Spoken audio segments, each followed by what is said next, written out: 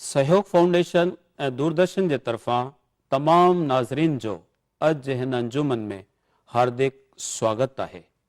मुंहिंजा सजणो, कंहिं जातीअ जो जेको इज़त आहे, उन जो जेका अज़मत आहे, उहा उन जे इल्म जे ज़ख़ीरे या कल्चरल जी जेके उन जी सभ्यता उनखे मिले थी, उन में समायल थिए थो। किन जी उन्हनि जे बहादुरीअ जे कारनामनि ऐं उन्हनि जे जंगनि में उन्हनि जो बोलबाला आहे। असांजे सिंधी जातीअ जो जेको वजूद आहे, उहो प्राचीन सभ्यता ऐं आली दर्जे जो जेको अदबी वरसो असांखे मिले थो, उन में समायल आहे। उहो असांजो जेको ज़ख़ीरो आहे, सरमायो आहे, उहो हिफ़ाज़त सां रखण लाइ, महफ़ूज़ रखण लाइ 1964 में सिंध में इंस्टीट्यूट ऑफ सिंधाला जे नाले सां हिकु संस्था खड़ी कई वई। साॻी राह ते हलंदे भारत में 90 जे ॾहाके में डॉक्टर सतीश रोहिड़ा ऐं उन्हनि जे साथियुनि मिली करे इंडियन इंस्टीट्यूट ऑफ सिंधाला जी स्थापना कई। त अॼु असीं हिन अंजुमन में सहयोग फाउंडेशन ऐं दूरदर्शन जे तरफ़ां मुलाक़ात कयूं था डॉक्टर सतीश रोहिड़ा सां। साईं, तव्हांजो हिते अॼु हिन महफ़िल में कचहरी में स्वागत आहे। सभ खां पहिरीं असांजा दर्शक जेके आहिनि इहो ॼाणणु चाहींदा त तव्हां सिंध जे कहिड़े परगिणे, कहिड़े ॻोठ सां वाबस्ता आहियो? राम, मूंखे हिते घुराइण लाइ सहयोग फाउंडेशन ऐं दूरदर्शन जी महिरबानी। मां जंहिं ॻोठ में जन्मियो आहियां उहो आहे दादू। दादू लाड़काणे जे बिल्कुलु भरिसां जो हिसो आहे ऐं लाड़काणे में आहे ॾोकरी। ॾोकरीअ जे भरिसां आहे असांजे वरसे जे आलीशान इतिहास जो सबूत मोहन जो दड़ो। इन करे दादू उन हंध में आहे जिते GM सैयद जो सन आहे। उहो सन वारो हिसो दादू ज़िले में अचे थो ऐं कंहिं वक़्तु सिंध जी तमामु वॾी आंदोलन में दादूअ जी तमामु वॾी भूमिका रही आहे। मोहन जे दड़े जो ज़िक्र आयो आहे त के इतिहास नवीस लिखनि था त इहो मोहन जो दड़ो, के उनखे मोहन जो दड़ो था चवनि, यानी मोहलन जो दड़ो। सही माना में उहो जो नालो छा आहे? राम, कॾहिं कॾहिं ईअं थिए थो त इतिहास कंहिं तंग नज़र या तंग सोच जो शिकार थी वञे थो। जी, जॉन मार्शल जंहिं हिन मोहन जे दड़े जी खोटाई कई त हिनखे अंग्रेजीअ में साफ़ साफ़ मोहन जो दड़ो लिखियो हो। जॾहिं हिंदुस्तान जो विरहाङो थियो ऐं चङो हिसो हिंदुनि जो 12-13 लख उहे सिंध छॾे हिंदुस्तान अची पहुता त हुन रहियल माण्हुनि खे मोहन लफ़्ज़ जेको आहे सो ग़ैर इस्लामी लॻणु लॻो ऐं इन करे उन्हनि उनखे मोहन जे बदिरां मुअन चवणु सही सम्झो, जंहिंमां हुननि इहा माना कढी त मोहलनि जो दड़ो। त दड़ा त दुनिया में ॿियनि हिसनि में बि शायदि लधा विया, उहे बि त पोइ मोहलन जा दड़ा थिया। पर उन्हनि में हिकिड़ो फ़र्क़ु हो त सम्झो काहूअ जो दड़ो, त काहूअ जो दड़ो माना उते भरिसां काहूअ जो ॻोठु आहे। लोथल जो दड़ो त लोथल जो उते ॻोठु आहे, इन करे उन जे आस पास जे एरिया जो जेको नालो हो दड़े ते पइजी वियो ऐं इन करे सिंध में बि इहा वॾी हलचल लॻी त इन खे मोहन जो दड़ो चवणु ग़लति थींदो ऐं पोइ इहो ध्यान में आयो त जिते मोहन जो दड़ो आहे उते उन भरिसां मोहन नाले हिकिड़ी जाति रहंदी हुई, जेका के पाणीअ में जीअं असांजा मुहाणा, मुहाणनि मां मोहन जो, उहा मोहन जाति हुई जंहिंजे आधार ते मार्शल इन खे मोहन जो दड़ो करे क़बूल कयो ऐं लिखियो। ऐं इहो सुठो थींदो त असीं इतिहास में बयानु कयल कंहिं शइ खे हरूभरू पंहिंजे नज़र सां फेराए घेराए लिखणु, चवणु या महसूसु करण जी कोशिशि न कयूं, छो त इहा इतिहास सां हथ चुरांद करण जे बराबरि थींदो आहे। बराबरि आहे। इन आज़ादीअ जे तहरीक में तव्हां कॾहिं बहिरो वठण जो तव्हांखे मौक़ो मिलियो? इहो सुवाल शायदि मां ॿिए नमूने जवाबु ॾियां त मां उन वक़्तु 1942 में जी मुंहिंजी उमिरि 12-13 साल हुई। उधो रेलवाणी जेको उल्हासनगर में कंहिं रहंदो उहो मुंहिंजो क्लासमेट हो। कंहिं वक़्तु परचे विद्यार्थीअ सां बि मुंहिंजो उते दादू ॻोठ में रहण गॾिजण थियो जो हू ज़ेर ज़मीन हो ऐं तंहिं दादूअ में अची पहुतो हो। असांजी जेका इन हलचल सां वाबस्तगी का जेल वञण जी या फटकनि खाइण जहिड़ी न हुई, पर मूंखे हिकिड़ो एपिसोड या हिकिड़ी कहाणी यादि आहे पंहिंजे पाण सां त उते मिलिट्रीअ जी रिक्रूटमेंट करण जे लाइ के हिकिड़ो ऑफिसर आयल हो ऐं मां जॾहिं पंहिंजे भाउ जे दुकान ते वेठो हुउसि त हुन मूंखां अची पुछियो ऐं मूंखे एॾी त कावड़ अंदरि भरियल हुई हुन त तव्हांखे गबरो जवान सम्झी पुछो भई हलंदा मिलिट्रीअ में। त मां हुनखे एॾो त गुस्से सां एतिरो त कावड़ सां जवाबु ॾिनो जो हू पंहिंजो हथ में जेको हुनखे बेद जो लकुण हो उहो लोॾींदो ऐं मूंखे धमकाइण लॻो ऐं पोइ उन धमकाइण जो मूं ते एतिरो वधीक कावड़ भरियो असरु थियो जो मुंहिंजे भाउ जो हिकिड़ो दोस्त उनखे मां ॿुधाए आयुसि ऐं उहो मुंहिंजो भाउ जो दोस्त आयो ऐं जिते इहो ऑफिसर वेठो हो उते वञी ऐं भर करे उनखे चमाट हणी कढी ऐं उन जो एॾो त तमामु ज़ोरदार असरु थियो जो उहो वॾो ऑफिसर हो, पर इन चमाट हणण खां पोइ हू बिल्कुलु जीअं विफलण लॻो ऐं पाण शहर जा माण्हू उहे वधीक ईअं अची विया जीअं कंहिं चेरे जे पुठियां लॻी पवनि ऐं आख़िर कलेक्टर ताईं असांजा माण्हू सभु वञी पहुता ऐं चऊं त हीउ माण्हू हिन शहर में बेहदी ई बेहूदे न हली रहियो आहे ऐं जल्दी कलेक्टर उनखे दादूअ मां निकाली ॾेई छॾी त भई तोखे हिते रहण जी ज़रूरत न आहे। त ईअं त मां नथो सम्झां त मूं को आज़ादीअ जी हलचल में सिधो को बहिरो वरितो, को जेल वियुसि, के फटका खाधमि, पर मां पंहिंजे अंदर वारे खां पुछां थो त उहो इन आज़ादीअ सां जुड़ियल हो, इन में कोई शक कोन्हे। ऐं दादूअ में रहंदड़ ॿ टे जेके दोस्त आहिनि तिन जो मुंहिंजे ज़िंदगीअ ते तमामु घणो असरु पियो आहे। उन मां हिकिड़ो आहे अमरलाल साधवाणी ऐं ॿियो आहे लोकराम हेमराजाणी, जिन खे ॾिसी ईअं मां महसूसु कंदो हुउसि त मूंखे बि इन तरफ़ ई वञणु खपे। ऐं इन करे उन वक़्तु अमरलाल साधवाणी जेको अभ्यास क्लास हलाईंदो हो, शिमला समझौतो थियो, उन ते जेके बहस मुबासा थींदा हुआ उन्हनि में मां बहिरो वठंदो हुउसि। ऐं सची ॻाल्हि इहा आहे त 1942 में मूं 3 शयूं कयूं। 1942 खां मूं खादी पाइणु शुरू कई। 12-13 साल चौथा एज हुई तॾहिं खां लाड़ो थियो अञा ताईं क़ाइमु आहे। मां अञा ताईं कांग्रेसी विचारधारा में तव्हां शामिल थिया? सिधो सो उहो कांग्रेस न हो, पर हिकु क़िस्म जो जज़्बो हो त हिन देश खे का अहिड़ी ज़रूरत आहे जेका मौजूदु जेको निज़ाम आहे उन मां पूरी नथी थिए। इन करे मां कांग्रेसी त कोन हुउसि, पर इन क़िस्म जो वीचार हो जीअं मूं तव्हांखे ॿुधायो त मूं उन 42 खां खादी पाइणु शुरू कई। 42 खां मां वेश्नू थियुसि। उनजो त उन सां वास्तो उहो शख़्सी वास्तो हो तव्हांजो? इहो शख़्सी वास्तो इहो त इहे सभु ॻाल्हियूं करणु खपनि जंहिंसां ज़िंदगी सादी ऐं बहितर थिए। ऐं उन ई साल मूं हिंदी सिखी ऐं तॾहिं खां वठी मां अञा हिंदीअ जो ॼण त शाइक़ु आहियां। मां ज़िंदगी बि हिंदीअ जो प्रोफेसर थी। तव्हां दरअसल हिंदीअ जे साहित्य में वधीक रुचि वरिती आहे ऐं भाषा ज्ञान जा तव्हां ॼाणू आहियो, पोइ अचानक तव्हांखे कीअं सिंधी अदब जे तरफ़ ख़्यालु आयो? हा, मां जॾहिं बनारस हिंदू विश्वविद्यालय में या बनारस यूनिवर्सिटीअ में हिंदी ऐं भाषा विज्ञान पढ़ींदो हुउसि त असांजे डिपार्टमेंट सां लॻोलॻि हिकिड़ो कॉलेज ऑफ इंडोलॉजी हूंदो हो, जिते उन वक़्तु प्रोफेसर नारायण डायरेक्टर हो। उन मूंखे चयो त तूं हिन इंडोलॉजी वारे कॉलेज में बि भाषा विज्ञान जी हिकिड़ी शाखा आहे जंहिंखे चवंदा आहियूं इथनो लिंग्विस्टिक्स या जातीय भाषा विज्ञान, जातीय भाषा विज्ञान, उन ते तूं 2 लेक्चर हफ़्ते में वठंदो कर।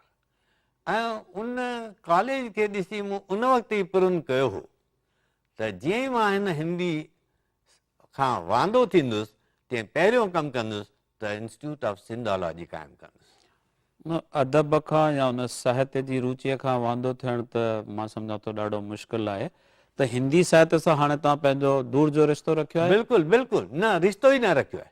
अच्छा, हींअर सिर्फ़ सिंधी अदब सां तव्हांजो वास्तो आहे? मूं 1990 में रिटायर कयो ऐं 1990 में इंडियन इंस्टीट्यूट ऑफ सिंधोलॉजी जी पीढ़ विधी ऐं 1990 खां वठी अॼु ताईं ॼण सिंधोलॉजी, सिंधी भाषा, सिंधी अदब, उन सां ई मां 1990 हींअर असां 2005 में आहियूं। 15 साल थी 15 सालनि जे हिन लंबे सफ़र में, लंबो सफ़र 15 साल में हिकिड़ो सफ़र चयो वञे थो, उन में सिंधोलॉजी छा हासिल कयो आहे? शायदि मां थोरो निराशावादी वीचार सां ॻाल्हि शुरू कयां त सिंधीअ जे हिकु तमामु वॾे शाइर, आला शाइर नारायण श्याम चयो हो, अला ईअं मथे जो किताबनि में पढ़जे हुई सिंध ऐं सिंध वारनि जी ॿोली। त इहा रुॻो दांह नारायण श्याम जे वात मां न निकिती हुई, इन दांह असांखे ॾेॼारे छॾियो।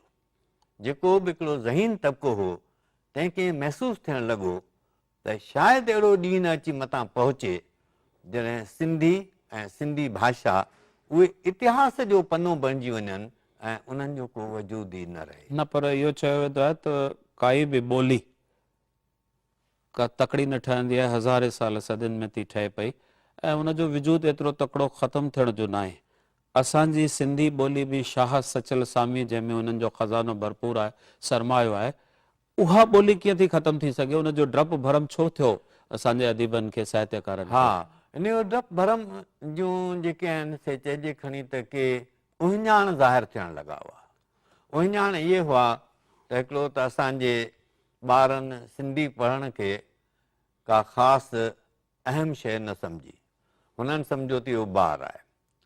असीं अहिड़ा टड़ी पखड़ी वियासीं सॼे हिंदुस्तान में जो तमामु थोरनि हंधनि ते सिंधी चङे तइदाद में हुआ जिते सिंधी स्कूल हुजनि ऐं सिंधी पाढ़ी वञे। तमामु घणनि हंधनि ते सिंधी पढ़ण पाढ़ण जो को बंदोबस्तु कोन हो। हिंदुस्तान में भाषावार प्रांत रचना आहे, इन करे सिंधी कंहिं बि प्रांत जी का रूप में सरकारी ॿोली कान्हे, इन करे उहे सरकार जे कंहिं बि कम कार में सिंधी इस्तेमालु नथी थिए। ऐं का बि लोकेलिटी अॼु हिंदुस्तान में बची कोन्हे जंहिंखे पूरी तरह सां सिंधी चइजे ऐं जंहिंमें घुमंदे फिरंदे माण्हू रुॻो सिंधीअ में ॻाल्हाए ऐं दुकानदार ईअं शक न करे त हीअ सिंधी आहे या न सिंधी आहे। इन करे ॿाहिरि बि सिंधीअ जो वाहिपो घटिजणु लॻो। इहे हालात त बराबरि आहिनि, इहे तव्हां जेको ॿुधायो कॉलेजनि, स्कूलनि में, पाड़े में, ऑफिसनि में सिंधीअ जो वाहिपो घटि आहे। पर हिकु ॻाल्हि चई वई आहे त ॿोलीअ, औरतुनि खे ॿोलीअ जो ख़ालिक चयो वेंदो आहे, उन्हनि खे उनजो संभालींदड़, उनजो मुहाफ़िज़ करे लिखियो वेंदो आहे। त उहे माताऊं जेके सर्जणहार हुयूं, उहे अॼु किथे आहिनि? छा उहे किथे कमज़ोर थियूं आहिनि? उहे छो नथियूं पंहिंजे ॿारनि खे सिंधी ॿोली सेखारनि या ॻाल्हाइण लाइ हिमथाइनि? राम, असां ॿोलीअ बाबति हिकिड़ी ॻाल्हि ॼाणंदा आहियूं ऐं उहा इहा आहे त ॿोली हिकिड़ो साधन आहे, ॿोली हिकिड़ो वसीलो आहे, पंहिंजो पाण में उहो मक़सदु न आहे। ॿोली ॿियनि मक़सदनि खे हासिलु करण जे कमु अचे थी। बराबरि आहे। ऐं इन करे हिकु क़िस्म जो औज़ार आहे। जेतिरो उहो औज़ार तिखो, मज़बूत, काराइतो हूंदो, ओतिरो उनजो इस्तेमालु वधीक थींदो। अंग्रेजीअ जे वधंदड़ क्रेज़ जो या वधंदड़ हिकु इस्तेमाल जो कारण बि इहो आहे छो त उनजे द्वारा घणा कार्य सिद्ध थी सघनि था। बराबरि आहे। सिंधीअ जे द्वारा छाकाणि त के कार्य सिद्ध न थिए थिया। ऐं ॿियो, मां शायदि हिते थोरो सख़्तु थियां ऐं चवां त अंग्रेज़ी स्कूलनि ऐं अंग्रेज़ी पाढ़ींदड़ मास्तरनि हिकिड़ो वहम पैदा कयो त जेकॾहिं तव्हीं ॿार खे घर में सिंधी ॻाल्हाइणु ॾींदा त उहो अंग्रेज़ीअ में कचो थी पवंदो। ऐं इन वहम माइटनि खे बि ॼण ईअं करे छॾियो त जंहिंखे ॻाल्हाइण जो वेझो मिलियो थिए सो सिंधी न ॻाल्हाए अंग्रेज़ी ॻाल्हाइण जी कोशिशि थिए कयो। तव्हांजे सिंधालाजीअ में बि स्कूल हलंदड़ आहिनि, हा, उते तव्हां सिंधी सब्जेक्ट लाइ, उन विषय लाइ छा करे रहिया आहियो?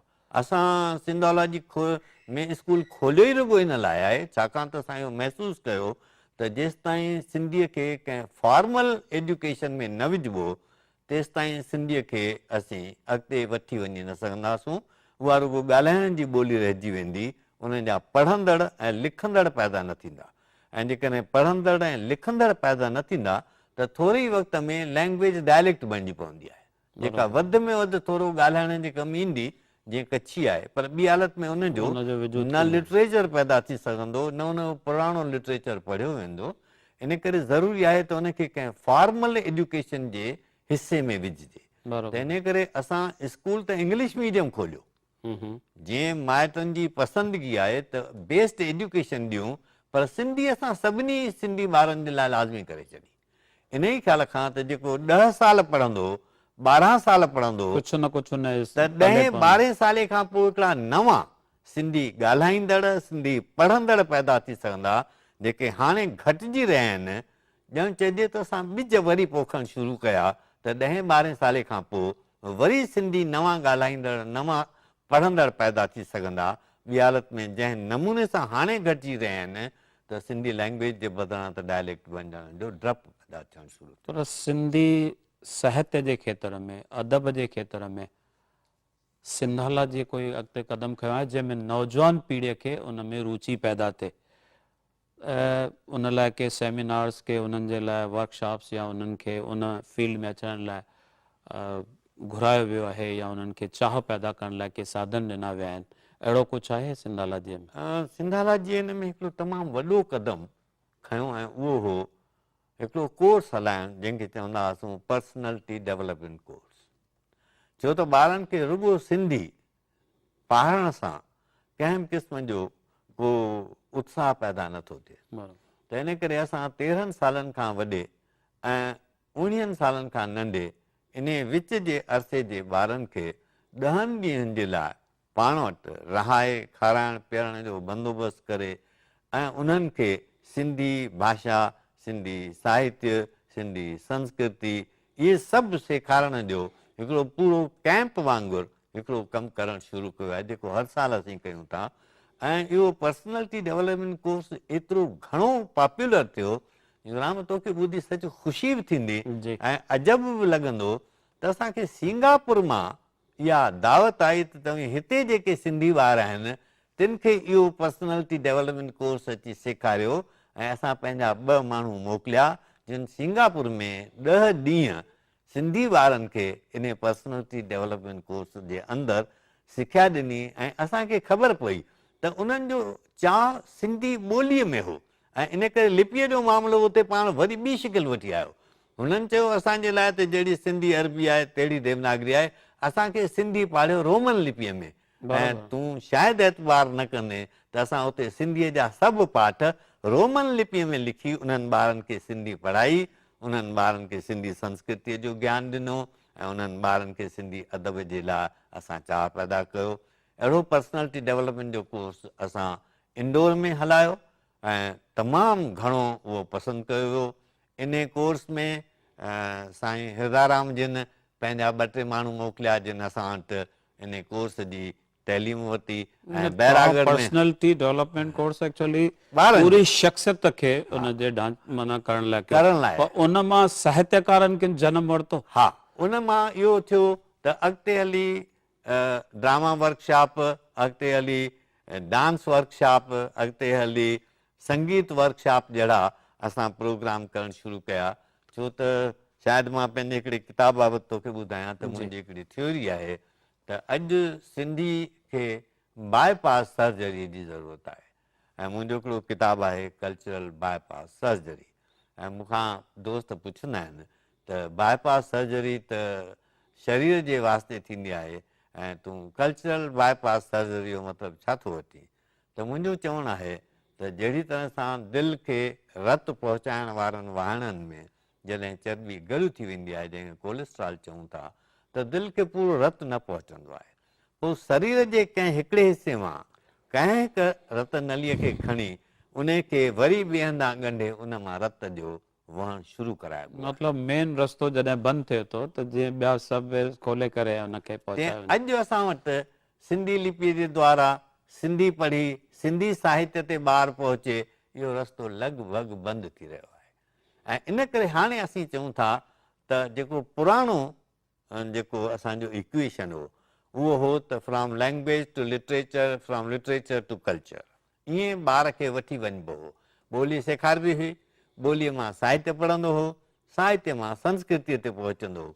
हाणे इहो रस्तो बंदि आहे। इन करे असां चयो हाणे इन खे अचो त उबतो कयूं, from vocal culture to culture, from culture to language and then to literature. ऐं वोकल कल्चर माना संगीत, नाटक, नृत्य, ज़बानी कहाणियूं इन तरफ़ ॿारनि खे वठी अचो, उहे अञा पसंदि कनि था, ॿार अञा सिंधी गीत ॻाइणु शुरू कनि था, सिंधी नाटकनि में पार्ट वठनि था।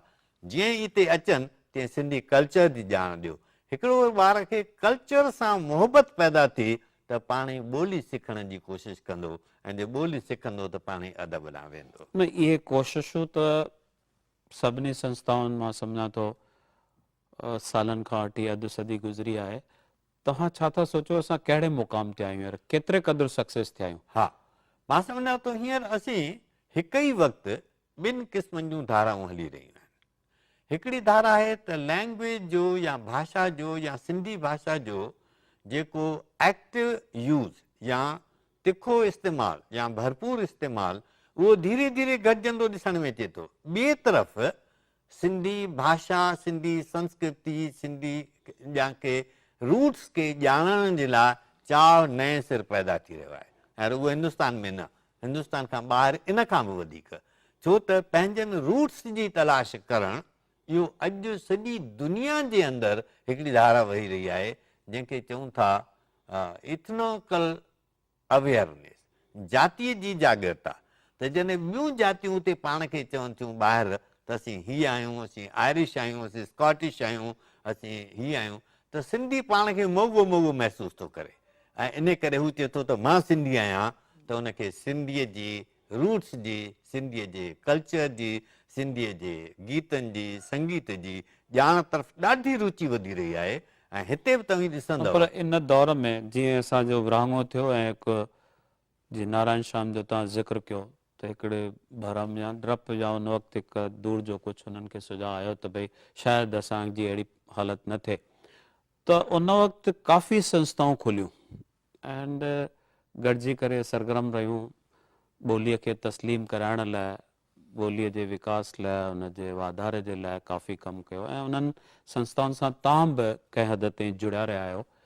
त उन्हनि संस्थाउनि जे मौजूदगीअ में जेके अॼु बि सरगर्म आहिनि, सिंधाला जी जो जनम कहिड़े लिहाज़ कनि? हा, इहो तमामु अहम सुवालु आहे, छो त ॿियूं जेके बि संस्थाऊं सिंधीअ जे वाधारे लाइ कमु कंदियूं रहियूं या अञा बि कनि पयूं थियूं, उन्हनि जे लाइ इहो सेकेंडरी वर्क हो, छो त उन्हनि संस्थाउनि जो पंहिंजो ॿियो मुख्य कमु जेको हो सो इहो न हो। पर असां ही इंस्टीट्यूट खोलियो, सिंधाला जी खोली, त ही हिकिड़ो अहिड़ो इदारो थींदो, हिकिड़ी अहिड़ी संस्था थींदी जंहिंजो सॼो वक़्तु फुल टाइम कमु कंदड़ हूंदा, ऐं जेको पंहिंजनि योजनाउनि खे अहिड़ी तरह सां इस्तेमालु कंदो। उहे योजनाऊं जेकॾहिं असांजा दर्शक ॼाणंदा त ॾाढी सुठी ॻाल्हि थींदी। हाणे असां सिंधाला जी जे मक़सद खे बिल्कुलु चिटो रखियो, उहो इहो त प्रोपेगेशन एंड प्रिज़र्वेशन, माना सिंधी कल्चर खे फैलाइणु ऐं सिंधी कल्चर खे सांढणु। पोइ असां पंहिंजूं जेके सरगर्मियूं हुयूं से इन्हनि सां जोड़ियूं त प्रिज़र्वेशन जे लाइ कहिड़ियूं सरगर्मियूं हलायूं ऐं प्रोपेगेशन जे लाइ कहिड़ियूं सरगर्मियूं हलायूं। त प्रिज़र्वेशन में असांखे सभ खां अहम ॻाल्हि ॾिसण में आई त असीं पंहिंजे अदब खे बचाए रखूं।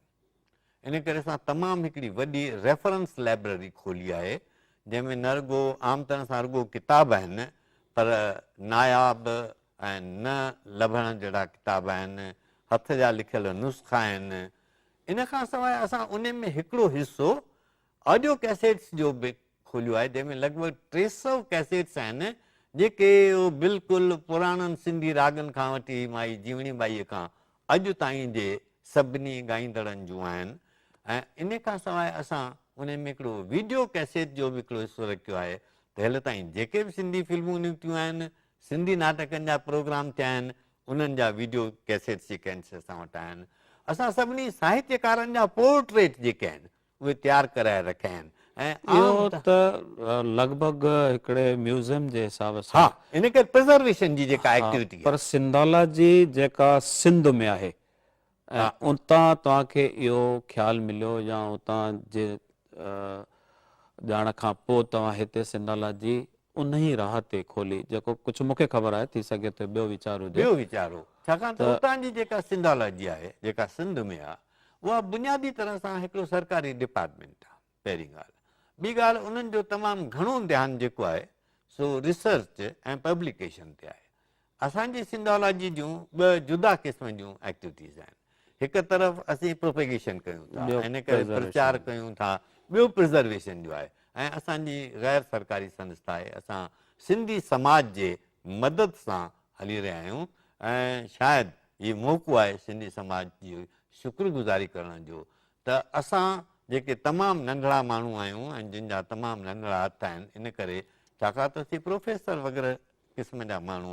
डॉक्टर साहब, असांजे उन ॻाल्हियुनि जे सिलसिले में हिकु ॻाल्हि जेका रहिजी वई त तव्हां सिंध खां कहिड़े साल में हिंद तरफ़ आया ऐं पहिरीं अची करे किथे तव्हां अझो वरितो? राम, मां 1948 में जी दिसंबर जे आसपास मारवाड़ जे पासे खां असां हिंदुस्तान में दाख़िल थियासीं। ऐं पहिरीं थोरा ॾींहं अजमेर में रहण खां पोइ थोरो वक़्तु नसीराबाद में अजमेर जे पासे में बि हुआसीं। मूंखे चङी तरह सां यादि आहे त तॾहिं महात्मा गांधीअ जी शहादत थी हुई। उन साॻे साल में उन वक़्तु जंहिं मां नसीराबाद में बाज़ार में बीठो हुउसि त इहा ख़बर आई हुई ऐं सॼे चौधारी ॼण हिकु क़िस्म जो कोलाहल मची वियो हो, जॾहिं इहा ख़बर पई हुई त महात्मा गांधीअ खे कंहिं गोली हणी मारियो आहे। तंहिं करे मूंखे चङी तरह सां यादि आहे। मां सम्झां थो उन जो हिन ॻाल्हि सां वास्तो त न आहे, पर मूं हिकिड़ो जुमिलो उन वक़्तु ॿुधो हो, उहो 1948 हो, जी जंहिंखे अॼु गुज़िरे 57 साल गुज़री विया। पर उहो जुमिलो मां वरी बि हिते दुहिराइणु थो चाहियां त उन वक़्तु जेका सभा थी सही हुई, उन सभा में हिकिड़े ॻाल्हाईंदड़ चयो हो त अॼु असां उन नाख़लफ़ पुट जो पार्ट अदा कयो आहे जंहिं पंहिंजे पीउ जे चमड़ीअ मां पंहिंजो बूट ठारायो हुजे। उहो मूंखे एतिरो चुभी वियो हो जो अॼु 57 सालनि खां पोइ बि मां हिन जुमिले खे ताज़ो आहे ऐं उहो जीअरो आहे। पर मुंहिंजो उन खां पोइ सॼो घणो वक़्तु मां वरी गांधीधाम में मां हलियो आयुसि ऐं 1950 खां वठी 1962 ताईं मां गांधीधाम में हुउसि, गांधीधाम जे अॾण जे कम सां जुड़ियल हुउसि ऐं उते जे स्कूल हाई स्कूल में मास्तर हुउसि, हिंदी पढ़ाईंदो हुउसि, सिंधी पढ़ाईंदो हुउसि। 1962 में मूं गांधीधाम छॾियो ऐं पोइ मां वधीक हायर स्टडी करण लाइ पूने रवानो थियुसि। उते 1965-66 ताईं हुउसि, जिते मूं लिंग्विस्टिक्स में पोस्ट ग्रेजुएट डिप्लोमा वरिती, लिंग्विस्टिक्स में मूं PhD कई ऐं उनखां तुर्त पोइ मूंखे बनारस हिंदू यूनिवर्सिटी में हिंदी डिपार्टमेंट में हिंदी ऐं भाषा विज्ञान पढ़ाइण जो मौक़ो मिलियो। उन खां पोइ मां दिल्लीअ में सेंट्रल हिंदी इंस्टीट्यूट में रीडर थी आयुसि ऐं उते ई मूंखे वरी ॿाहिरि as a visiting professor for Hindi and Indian culture उन जो मूंखे गयाना में जॉर्ज टाउन यूनिवर्सिटी में मोकिलियो वियो। मिनिस्ट्री ऑफ एक्सटर्नल अफेयर्स जंहिंखे चऊं था हाणे। मोटी अची वरी मूं Indian central institute of Hindi join कयो। मुंहिंजो मुख्य कमु हूंदो हो विदेशियुनि खे हिंदी पढ़ाइणु। बराबरि। इन करे मां शुरूआत खां वठी ई ॼण लैंग्वेज ॿियनि खे कीअं पाढ़िजे जंहिंजी न हुजे उन में महारत आहे मुंहिंजी। ऐं इन करे मुंहिंजी मुक़ररी बि ईअं थी as a professor of applied linguistics, माना जंहिंमें भाषा विज्ञान जो इस्तेमालु कजे। मुंहिंजे कम जा 2 खेत्र रहिया आहिनि हिंदीअ में। हिकिड़ो आहे फॉरेनर्स खे हिंदी पढ़णु ऐं ॿियो आहे डिक्शनरियूं तयारु करणु। मां लेक्सोग्राफीअ जो बि उन रूप में माहिर आहियां। पंहिंजी शेवाऊं ॾिनियूं आहिनि घणियूं ई। मूं जेका हिंदी जी बायलिंगुअल डिक्शनरी आहे हिंदी ऐं सिंधी, उहा मुंहिंजी ठाहियलु आहे, जेका मिनिस्ट्री तरफ़ां शाया थियल आहे। ऐं ट्रायलिंगुअल डिक्शनरी जेका आहे हिंदी सिंधी इंग्लिश, उन में बि सिंधीअ जो जेको सेक्शन आहे उहो मुंहिंजो आहे। ऐं हिंदुस्तान जे 16 भाषाउनि में तयारु कयल हिंदुस्तानी डिक्शनरी, उन में बि सिंधीअ जो जेको हिसो आहे उहो मुंहिंजो तयारु कयल आहे। ऐं न रुॻो एतिरो, पर मूं हिकिड़ी डिक्शनरी लिखी आहे जेका आहे डिक्शनरियुनि जी डिक्शनरी। अच्छा महा डिक्शनरी हा न माना हीउ मुंहिंजो हिकिड़ो किताब पियो आहे हिंदीअ में जी कोश विज्ञान कोश, माना उहा डिक्शनरी जेका डिक्शनरीअ में कमु ईंदड़ सभिनी लफ़्ज़नि खे सम्झाए थी, जंहिंखे डिक्शनरीअ जा टेक्निकल लफ़्ज़ हुजनि उन्हनि सभिनी खे सम्झाइण लाइ। त हिन करे ॼण त डिक्शनरी मेकिंग या जंहिंखे लुग़त नवीसी चइजे थो उहो मुंहिंजो खेत्र आहे, इहो मुंहिंजो खेत्र आहे भाषा खे पढ़ाइण। तव्हां हींअर गांधीधाम जो ज़िक्र कयो, गांधीधाम खे नई सिंध अॾण जो हिकिड़ो सभिनी सिंधियुनि उन जो सपनो ॾिठो, पर मूंखे जेको महसूसु थी रहियो आहे या जेको कुझु हींअर चयो वञे थो त गांधीधाम सिर्फ़ु स्कूलनि जो ऐं कॉलेजनि जो नगर थी वियो आहे। उहा नई सिंध अॾण जो ख़्वाबु किथे रहिजी वियो, किथे असीं पोइ हिते रहियासीं, कहिड़ियूं मजबूरियूं असांखे दरपेश आयूं? हा इहा ॻाल्हि सची आहे, इहो गांधीधाम बिल्कुलु नई सिंध अॾण जी हिकिड़ी रिथा हुई बराबरि। ऐं शुरूआत में इन जो नालो नई सिंध रखण जो ख़्यालु बि कयो वियो हो, अच्छा पर इन ख़्याल खां त कंहिं ॿिए मुल्क खे कंहिं क़िस्म जी इन में का तलख़ी न महसूसु थिए, इन करे महात्मा गांधीअ खे साम्हूं रखी हुन जो नालो रखियो वियो, छो त नालो मंज़ूर करायो वियो हो गांधी जी हा, खां, हा। नई सिंध हा न नई सिंध हा उहो गांधी जी हा, खां मंज़ूर करायो वियो हो। पर पोइ जॾहिं गांधीजीअ जो देहांत थियो त गांधीजीअ जूं हाथियूं खणी अची कंडला जे खाड़ीअ में प्रवाहित करण खां पोइ उते गांधी समाधीअ में थोरियूं हाथियूं रखी ऐं उते समाधि ठाही वई। ऐं मां सम्झां थो हिंदुस्तान में कुल 2 समाधियूं आहिनि गांधीअ जूं, हिकिड़ी दिल्लीअ में ऐं ॿी गांधीधाम में।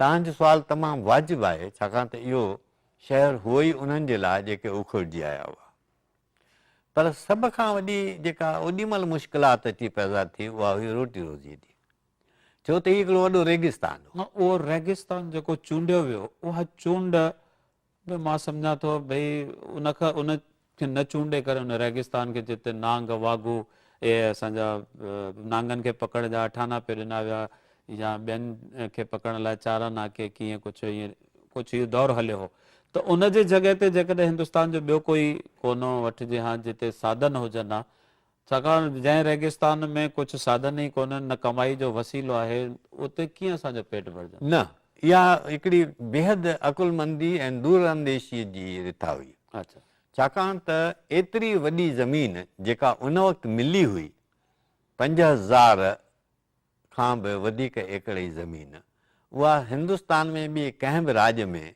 पूरी तरह सां सिंधियुनि खे वसाइण लाइ ॾियण लाइ जो सुवाल ई कोन हो। कच्छ जे महाराजा चयो त इहा मुंहिंजी ई रैयत आहे, इन करे मां पंहिंजे केतिरी बि ज़मीन ॾियां त मां पंहिंजे रैयत खे ॾेई रहियो आहियां। ॿियो भाई प्रताप जंहिं इन रिथा खे अमल में आणण थे चाहियो, उन जी जेका ख़ासि अहमियत हुई उहा इहा हुई त हीअ कराचीअ जे बंदरगाह जे निकिरी वञण खां पोइ हीउ हिंदुस्तान में वेझे में वेझो बंदरगाह हो, कंडला पोर्ट पंजाब ताईं ऐं अधु हिंदुस्तान ताईं, छो त बॉम्बे बि इन खां हेठि हो, इन करे हीउ बिल्कुलु कराची जी जॻह पियो भरे, इन करे उन्हनि जी तमामु सख़्तु अहमियत हुई। तकलीफ़ छा थिए थी त भाईअ जी रिथा मूजिबि जेतिरो जल्दी रेलवे लाइन अचणु खपंदी हुई, जेतिरो जल्दी कंडला पोर्ट जी डेवलपमेंट थियणु खपंदी हुई, जेतिरो जल्दी फ्री ट्रेड ज़ोन उते शुरू थियणु खपंदो हो, जेतिरो जल्दी इफ्को जो वॾो एशिया जो कारखानो पवणो हो, उहे एतिरो जल्दी शुरू न थी सघिया जो रोज़गार जा वसीला एतिरो जल्दी वधी सघनि ऐं सिंधियुनि जे लाइ तरसी वेही रहणु ॾुखियो हो। इन करे रोटी रोज़ीअ जे तलाश में केतिरा ई सिंधी वरी गांधीधाम छॾे विया ऐं उहा जॻह गैर सिंधियुनि अची भरी। अॼु गांधीधाम रेगिस्तान कोन्हे, न रुॻो रेगिस्तान कोन्हे, पर बिल्कुलु अजब जी ॻाल्हि छा आहे तुंहिंजे लाइ थिए ॿुधी, छो त तूं बॉम्बे में वेठो आहीं। त भाई प्रताप इहो नियम कयो हो त हिते हर शख़्स खे प्लाट मिलंदो जेको शेयर वठंदो, उन शेयर जी क़ीमत हुई 1000 रुपया, पर उहो शेयर एतिरो घटिजी वियो जो 250 रुपए में मिलियो पिए। उन शेयर जी क़ीमत हाणे 2.5 लख रुपया आहे। 2.5 लख ज़रूरु हूंदी तव्हां जेको चओ था, पर उहे सिंधी वठनि था न नान सिंधी न था उहो वठनि। उहो फ़र्क़ु माना ज़मीन जेका आहे ज़मीन उहा त ऐं उहो हंधु उहो उन अॼु जे आबादीअ में शक न हो हा त इहा ज़मीन सोनी थींदी, इहा भाईअ खे ख़बर हुई, पर उन जे सोनी थियण ताईं सिंधी तरसी सघनि इहो न न थी सिंधी सघे, इन करे न तरसी सघिया छाकाणि रोटी रोज़ीअ जो रोटी रोज़ी कान्हे। मिसाल हो। हा, इन करे अॼु गांधीधाम में जेतिरी सिंधियुनि जी आदमशुमारी आहे ओतिरी गैर सिंधियुनि जी आदमशुमारी आहे। रुगो हिकिड़ो आदिपुर जो हिसो आहे जंहिंमां लंघंदे गुज़रंदे ॻाल्हाईंदे जिते ॿोलाईंदे सिंधाला जी जो जिते स्थापन कई बसि लॻंदो त तव्हीं हैदराबाद जे कंहिं हिसे में घुमी रहिया आहियो, तव्हीं सभु का ॻाल्हि सिंधीअ में कयो, चाहे उहा तव्हां गाॾे वारे सां ॻाल्हाइणो हुजे या रिक्शा वारे सां ॻाल्हाइणो हुजे। हेतिरो तव्हां उहो सिंध जो माहौल उते ॿुधायो था, हैदराबाद सां हुनजी मुशाबत कयो था। अॼु मीडिया जो दौरु आहे, पोइ उहा प्रिंट मीडिया हुजे या इलेक्ट्रॉनिक मीडिया हुजे, उते प्रिंट मीडिया जो कोई रोज़ानी पेपर आहे सिंधियुनि ताईं पहुचण लाइ? न, छाकाणि सिंधियुनि ते पहुचण लाइ इन करे कोन्हे छो त सिंधियुनि जो तइदादु एतिरो कोन्हे को जेको के रोज़ाने पेपर खे खणी सघे। इन करे सभु जेके बि रोज़ाना पेपर आहिनि, कच्छ मित्र आहे, कच्छ उदय आहे, गुजरात समाचार आहे, संदेश आहे, इहे सभई जेके आहिनि उहे आहिनि सभु गुजराती में। ऐं इन करे सिंधियुनि जे घरनि में सिंधी पेपर जेको पहुचंदो हो उहो बि बंदि थी वियो, उहो हो हिंदुस्तान। दरअसल इहो असांजे पाण हिकु कदम पोइ ते हटणु आहे। हाणे तव्हीं अनुमान लॻायो त हिंदुस्तान जेको के सॼे हिंदुस्तान में हलंदो हो, बम्बई मां निकिरंदो हो, जंहिंजे पासे में उल्हासनगर आहे। ही जेका असांजी आदिपुर जी जॻह आहे जिते सिंधाला जी पंहिंजो हिकु ज़ोरदार वॾो अदारो खड़ो कयो आहे, जितां असांजी संस्कृति असांजी तहज़ीब जो ईंदड़ पीढ़ीअ ताईं फैलाउ थींदो, उते त इन पेपर जी पंहिंजे हिकु सिंधी पेपर जी ज़रूरत आहे। भारत जे बाक़ी देशनि जो एतिरो उहो महत्व नथो रहे जेतिरो अॼु आदिपुर खे जेको नई सिंध अॾण जो हुयो, ऐं उहो तव्हां अॼु हैदराबाद सां हुनजी भेट कयो था ऐं उते सभु विद्वान रहनि था। मलीर नगर जेको आहे उहो तव्हां विद्वाननि जे हुन रहण लाइ जोड़ियो आहे, त उते इन जी कमी मां सम्झां थो महसूस थी रही आहे। न, ॾुखियाई वरी ॿी अची थी न, जेका सिंधी जातीअ पंहिंजो पाण सां पाण ई कई, उहो लिपीअ जो मसइलो। उते जेके बि स्कूल खुलिया उन्हनि में देवनागरी पाढ़ी वई। हाणे जेका पीढ़ी लिखी सघे थी उहा देवनागरी नथी लिखे, बराबरि आहे। जेका पढ़ी सघे थी उहा सिंधी अरबी लिपि नथी पढ़ी सघे। इन विरहाङे उते जे माण्हुनि खे ॼण चइजे त मथां खां हेठि ताईं असांजी सॼी जातीअ खे विरहाए ऐं तमामु वॾो सदमो पहुचायो आहे।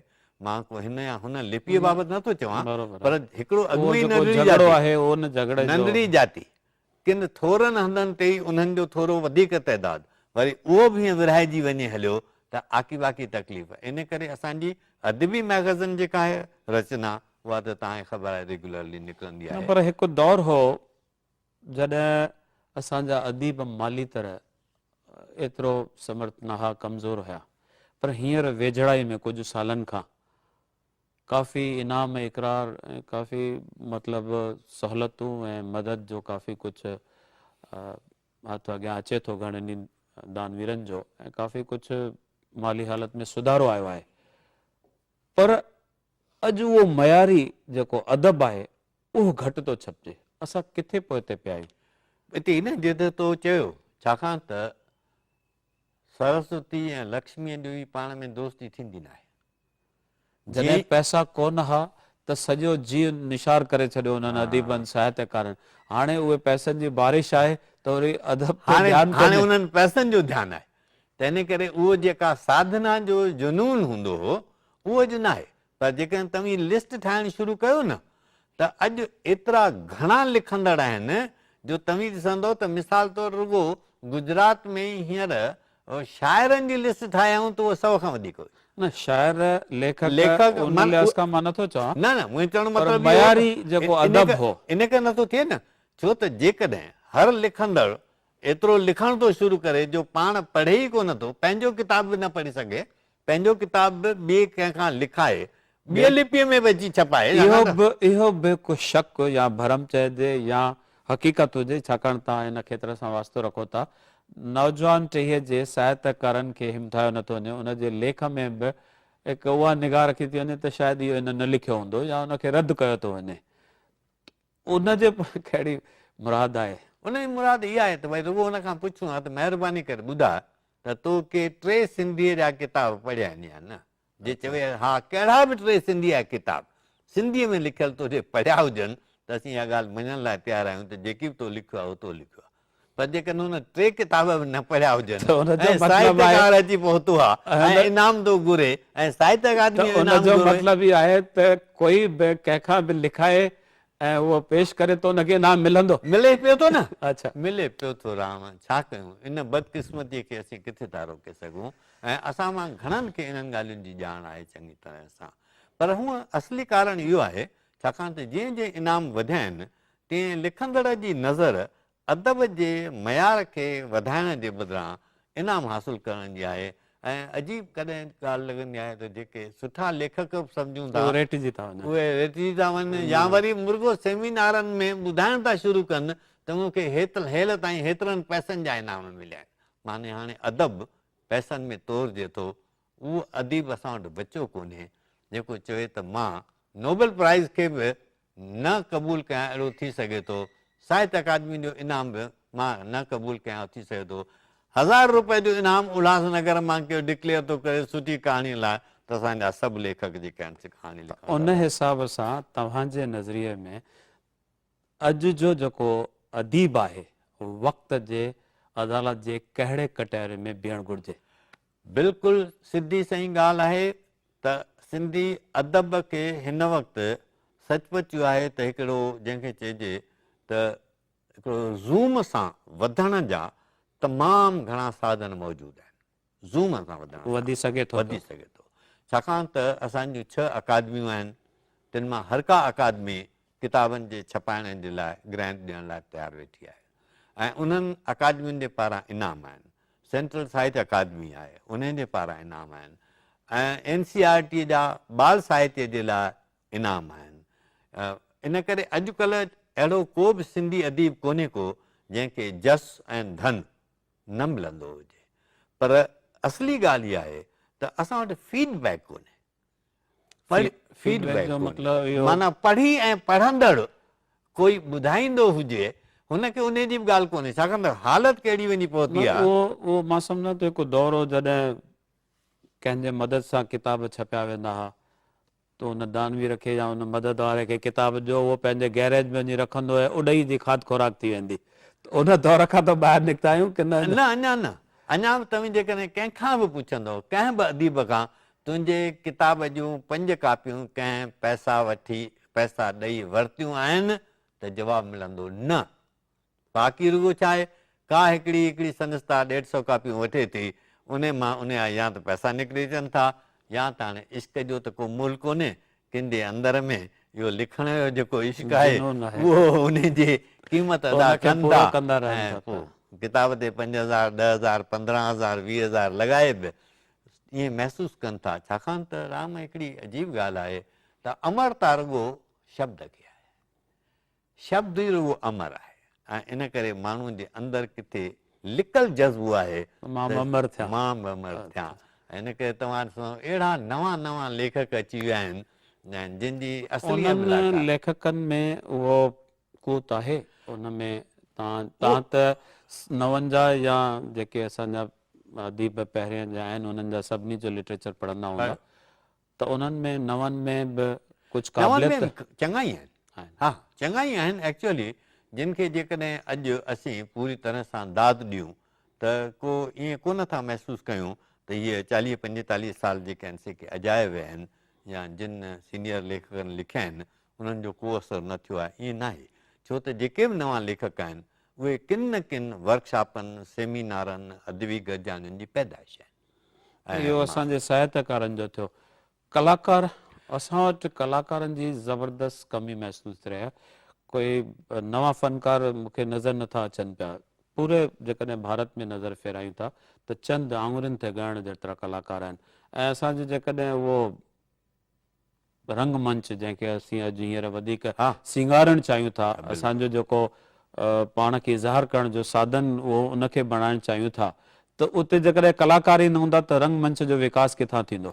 उन लिहाज़ खां तव्हांखे सिंधाला जी जेको आहे इहो स्टेप अहिड़ो ज़ोरदार खणणु घुरिजे जीअं नवां कलाकार उसरनि, उहो फ़न पंहिंजो ॾेखारण जी क़ाबिलियत उन्हनि में तराशे करे तव्हां पैदा कयो उन्हनि खे। इहो लाज़मी आहे ऐं मां सम्झां थो असीं इन ॾिस में कोशिशि करे रहिया आहियूं छा त असांजो रेगुलर संगीत सेखारण जो क्लास हलंदो आहे, असांजी रेगुलर ड्रामा वर्कशॉप हलंदी आहे, पर कलाकारनि जी जेका खोट आहे उन जो कारण असली ॿियो आहे। कंहिं वक़्तु एतिरा मेला, एतिरा जलसा, एतिरा फंक्शन्स, एतिरा सेमिनार थींदा ई कोन हुआ जिते असांखे एतिरा कलाकार खपंदा हुजनि।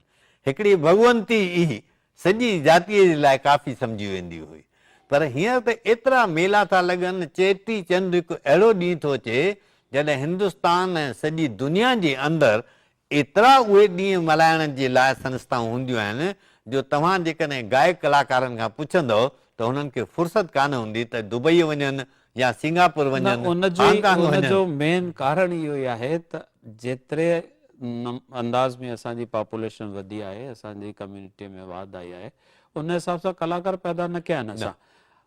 असांजी जीअं बस्तियूं आहिनि हर भारत जे कंहिं बि हिंदुस्तान जे कोने में, जबलपुर आहे, कटनी आहे, सतना, शोलापुर, इहे जेके आहिनि उते इहे चेटीचंड जा मेला शुरू थिया आहिनि, त उन एरिया मां बि को कलाकार पैदा न थियो आहे। रही खई अहमदाबाद बॉम्बे मां जे 5-8 कलाकार आहिनि या तव्हांजे आदिपुर मां, उन्हनि खे अमेरिका घुरायो थो वञे, लंडन घुरायो थो वञे, त इहा हिकिड़ी वॾी कमी आहे। उनखे कहिड़े नमूने असां कलाकारनि खे कीअं हिमथायूं, नवां कलाकार कीअं पैदा कयूं, उन ते वर्कशॉप थियणु घुरिजे। उन ते सही ॻाल्हि इहा आहे, छाकाणि त न त वरी हाणे छा थियणु शुरू थियो आहे, कलाकारी नज़र बि पैसनि ते वञी पई आहे।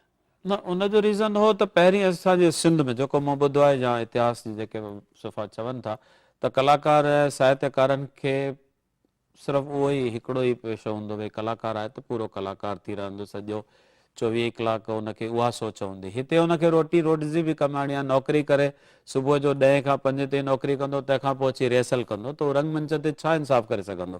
त उन्हनि खे साधन, तव्हां चओ था हींअर पैसे जी कमी कोन्हे, काफ़ी माण्हू अॻियां आया आहिनि, ऐं सिंधालाजीअ में उहे साधन आहिनि, तव्हां वटि स्टेज आहे, तव्हां वटि काफ़ी कुझु सेखारण जो साधन काफ़ी मौजूदु आहिनि। इन करे इन ॾिस में जेकॾहिं स्कॉलरशिप्स वग़ैरह ॾेई ऐं कलाकारनि खे सॼो वक़्तु उहो कमु करण लाइ हिमथाइजे त जहिड़ी तरह साहित्य ललित अकादमी आहे या इन उन्हनि ललित अकादमी जे तरफ़ बि एक्चुअली तव्हांजी हिकु मेन संस्था हींअर आहे असांजे हिंदुस्तान में, सॼी सिंधी जातीअ जूं नज़रूं उन ते आहिनि।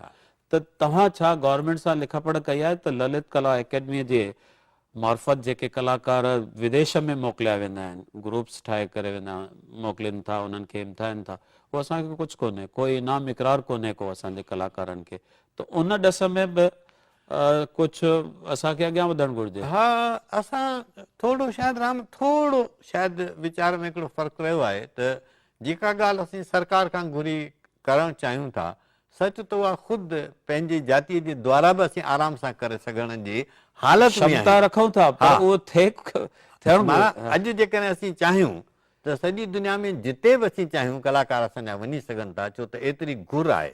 इन करे सरकार खां इन क़िस्म जी महिरबानियुनि घुरण जी सच त एॾी वॾी ज़रूरत न आहे, जेतोणीकि इहो असांजो हक़ आहे, छाकाणि त असीं हिन मुल्क जा हिसेदार आहियूं।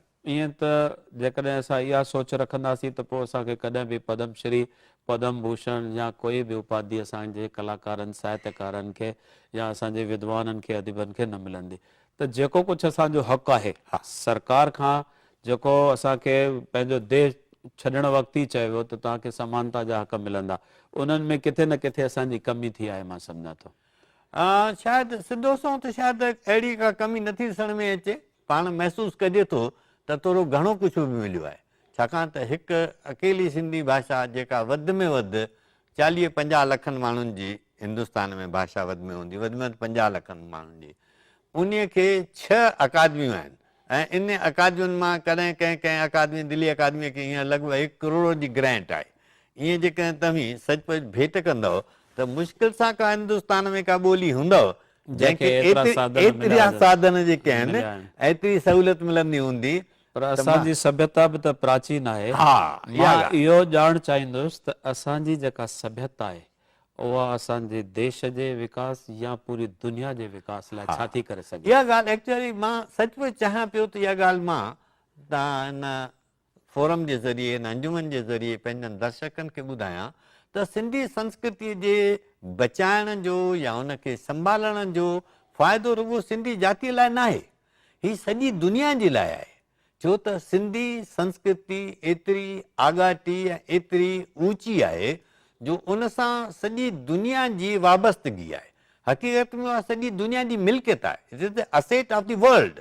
जेकॾहिं उहा नास थिए थी त रुॻो सिंधी जातीअ खे नुक़सानु नथो पवे, सॼी इंसान ज़ात खे नुक़सानु थो पवे। छाकाणि त सिंधी संस्कृतीअ वटि के अहिड़ियूं ख़ूबसूरत ख़सूसतूं आहिनि जंहिंजी असीं अॼु कल्पना कयूं था हिकु बेटर वर्ल्ड जी, कंहिं हिकु बहितरीनु दुनिया जी, त उन बहितरीनु दुनिया बणाइण में सिंधी संस्कृति जूं केतिरियूं ई ख़सूसतूं कमु अची सघनि थियूं। मिसाल तौरु UN जे पारां जेको असांजो जनरल सेक्रेटरी कोफी अनान आहे, उन चयो त 21वीं सदीअ में इंसान ज़ात जे मथां वॾे में वॾा जेके चैलेंजिस आहिनि उहे इहे आहिनि त ग़रीबी आहे, बीमारी आहे ऐं हिंसा आहे। ऐं मां ॾिसां थो ऐं हिंसा जंहिंमें हुन धार्मिक कट्टरता बि ॻणाई। सिंधी जाति इन्हनि टिनी दौरनि में, टिनी पहलुनि में तमामु घणी मदद करे सघे थी बहितर दुनिया बणाइण जी।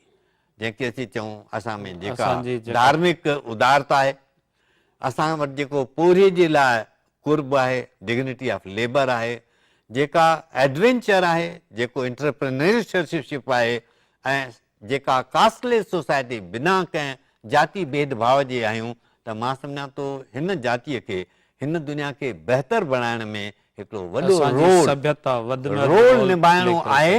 ऐं इहा असांजे मथां वॾी जवाबदारी अचे थी त सिंधी जाति हिन दुनिया खे बहितर बणाइण जे लाइ हिन पंहिंजी संस्कृतीअ खे वधाए ऐं उहा पंहिंजे नई पीढ़ीअ ताईं पहुचाए। जेकॾहिं असीं पंहिंजी नई पीढ़ीअ ताईं पंहिंजे संस्कृतीअ खे नथा पहुचायूं त असांखे सम्झणु खपे असीं पंहिंजी नई पीढ़ीअ सां कंहिं न कंहिं क़िस्म जो धोखो था करे रहिया आहियूं। छो त असीं पंहिंजी उन संपत्तीअ खां, पंहिंजी उन मिल्कियत खां, उन वरसे खां वांझियूं था जंहिं वरसे सबबु उन्हनि जो दुनिया में कंधु मथे थी सघे थो। बराबरि, यकीनन जे असां इहो पंहिंजो अनमोल खज़ानो, असांजो इहो ज़ख़ीरो सरमायो ईंदड़ पीढ़ीअ ते न पहुचायोसीं त हू शायदि असांखे कॾहिं माफ़ न करे सघंदा। धन्यवाद, तव्हां असांजे हिन अंजुमन में अॼु शिरकत कई, पंहिंजा तमामु ज्ञान सां भरियल पंहिंजा वीचार असांजे साम्हूं रखिया। दर्शक हुनजो ज़रूरु लाभ पाईंदा ऐं ईंदड़ पीढ़ी लाइ बि उहा हिकु रोशन लाट बणिजी करे असांखे राह ॾेखारींदा। महिरबानी, धन्यवाद। नमस्ते।